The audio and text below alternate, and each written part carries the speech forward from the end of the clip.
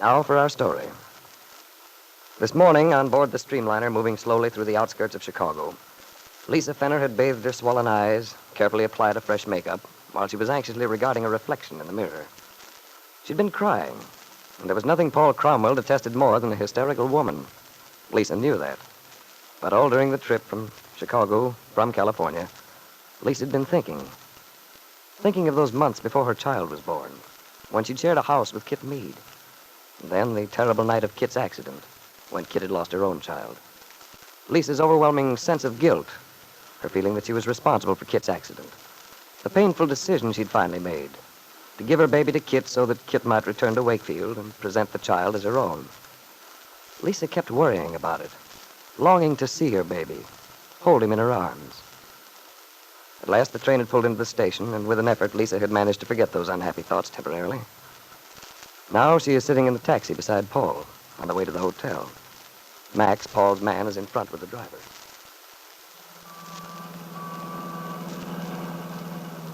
Well, here we are, Lisa, in the big city. Yes. Seems so noisy. All the people, the traffic. Well, remember, Lisa, we've been leading a rather cloistered life.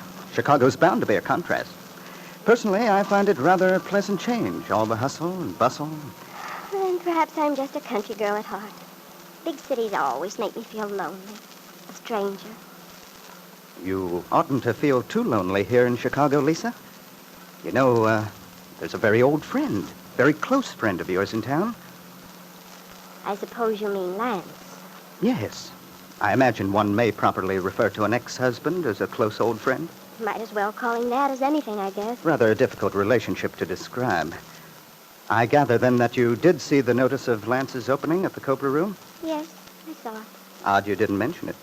There didn't seem to be much point. Well, perhaps not. But surely you intend to see Lance, don't you, Lisa, while you're here?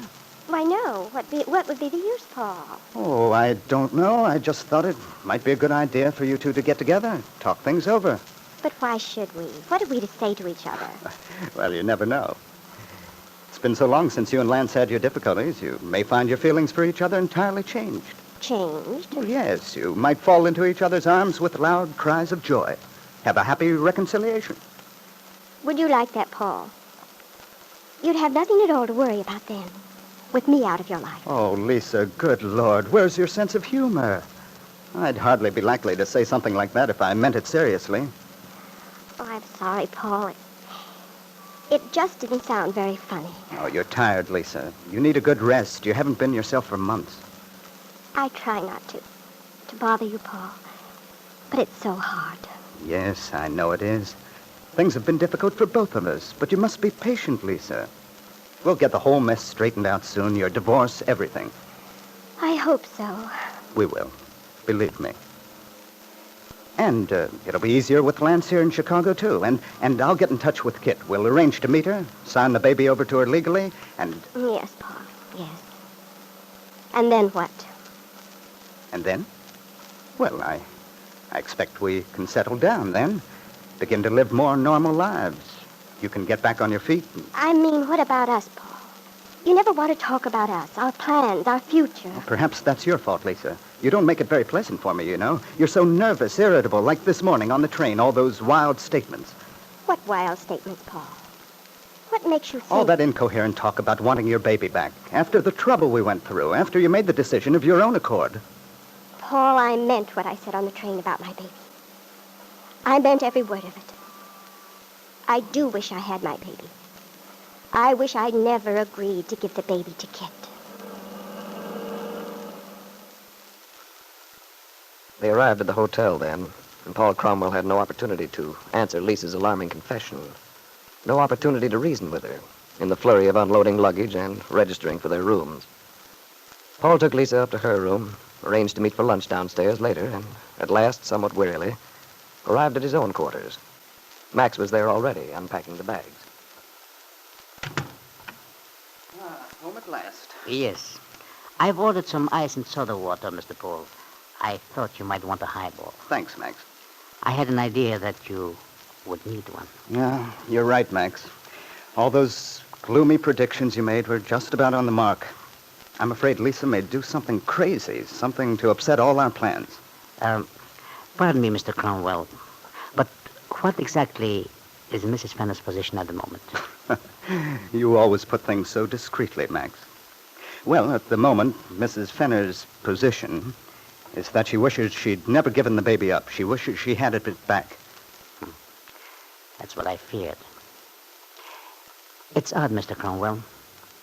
I've never been able to understand clearly just why Mrs. Meade was so determined to have that child in the first place. It seemed rather inconsistent with her character. Yes, I know. I've thought of that, too. But according to Kit herself, it had something to do with Wakefield. Her position there, some such thing. She was never very clear about it. You know, Max, the sort of ideas women get in their heads. Well, I'm not sure I do. Well, so far as I could see, Kit had some quaint idea that she'd give Bill Meade the child in exchange for a divorce. Something like that, anyway. A trade, you might say. Rather an unusual arrangement. Mr. Cromwell, What, Max? I was thinking, there seems to be something missing, some clue which might make the entire thing very clear. I wonder what it can be. Well, I'm in no mood for detective work. All I know is that I've done my best to keep my end of the bargain, to keep Lisa contented. However, if Lisa decides to kick up a row, well, anything could happen. It would be awkward, to say the least. Also, I might remind you again that Chicago is uncomfortably close to Wakefield. That's what worries me. If Lisa were to take it into her head to go there, to try to see the child, well, it doesn't bear thinking about. Mr. Cromwell, Yes? if you would pardon me for being perhaps a little blunt. Oh, go ahead, Max. After the years we've been together, there's no point at all in your being tactful with me. Besides, you're usually uncomfortably accurate in your deductions. Thank you. It has occurred to me to wonder if Mrs. Fenner is...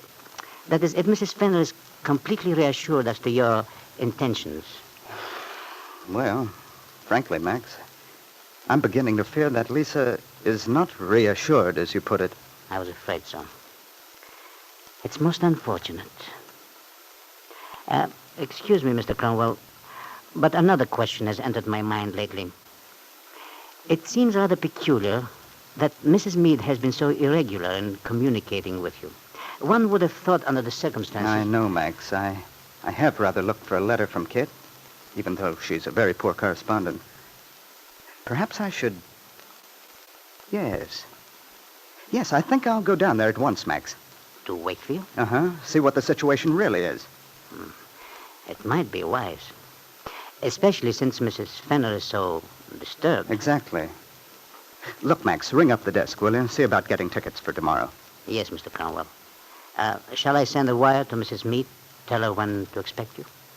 No, Max, I think not. But she might be out of town. Oh, I doubt it, with the baby and so on. No, I expect Kit's simply marking time, waiting to hear from me. Perhaps. Besides, you know how these small towns are. Everybody for miles around knows about it when someone gets a wire. No privacy at all. It might be unwise.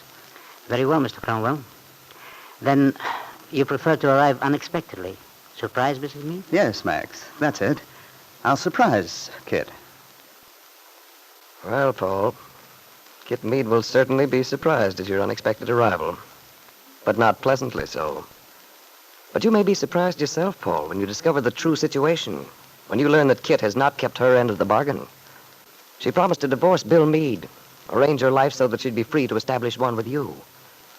Yes, Paul, you will indeed be surprised when you learn that Kit, instead of suing Bill Meade for divorce, intends to contest the divorce.